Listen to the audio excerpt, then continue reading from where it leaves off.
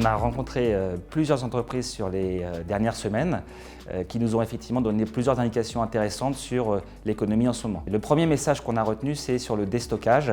Elles ont confirmé que cette phase s'est terminée au premier trimestre et c'était notre hypothèse de début d'année. Deuxième message, plus prudent cette fois-ci, c'est sur la Chine, où là, quel que soit le secteur, quasiment, quelle que soit l'entreprise, elle continue de se plaindre de la Chine et la Chine semble continuer à se dégrader. Troisième information, mais plus positive, c'est sur le marché de la construction en Europe, où là, plusieurs entreprises nous indiquent avoir passé le point bas et certaines commencent à avoir quelques signes de reprise.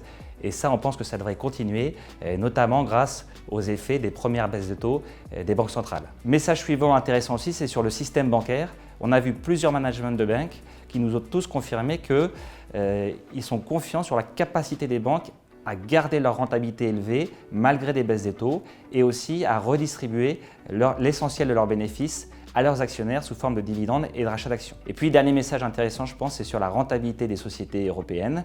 Elles nous disent que ces 2 dernières années, elles ont passé beaucoup de hausses de prix, ça a aidé leurs marges, mais cette période est désormais révolue et donc on s'attend plus raisonnablement à une stabilité des marges sur les prochains trimestres. Alors le message des entreprises qu'on vient de donner, sa traduction boursière finalement c'est ce qu'on appelle l'équation boursière, c'est-à-dire d'un côté les bénéfices des entreprises et de l'autre la valorisation des marchés. Donc ce qu'on voit sur le graphique de gauche, c'est un petit peu le positionnement de chaque région dans le cycle de bénéfices. On voit que l'Europe est sur un point bas, il y a quelques signes de reprise légers. La Chine, on l'a vu, est encore en train de se dégrader et les États-Unis, on sait qu'ils sont sur un point haut et probablement que le prochain mouvement, c'est un léger ralentissement. Et si on regarde à droite, c'est la valorisation de chaque région par rapport à son historique. On voit que l'Europe est sur sa moyenne historique de long terme, à peu près à 13 fois les bénéfices, alors que les États-Unis sont à 22 fois, donc bien au-dessus de la moyenne historique de 16 fois.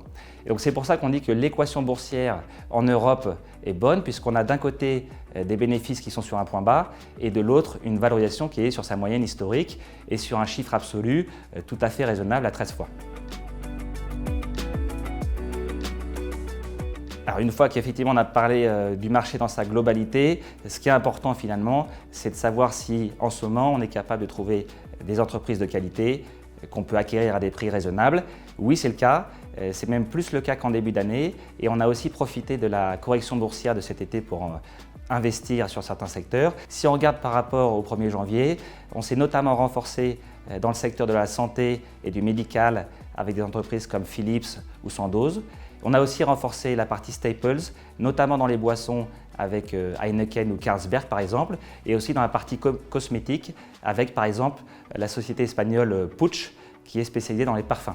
Donc la résultante de tous ces investissements, c'est qu'aujourd'hui, la qualité de nos portefeuilles est au plus haut depuis 5 ans et ça c'est un moment où la valorisation de ces investissements est au plus bas depuis 5 ans aussi, à peu près à 10-11 fois les bénéfices. Donc de même que l'équation boursière est bonne pour l'Europe, elle est aussi très bonne pour BDL puisque au même moment, on a la qualité au plus haut et le prix au plus bas. Et finalement, c'est ça qui nous rend optimistes et enthousiastes pour les perspectives des fonds BDL Rempart et BDL Conviction.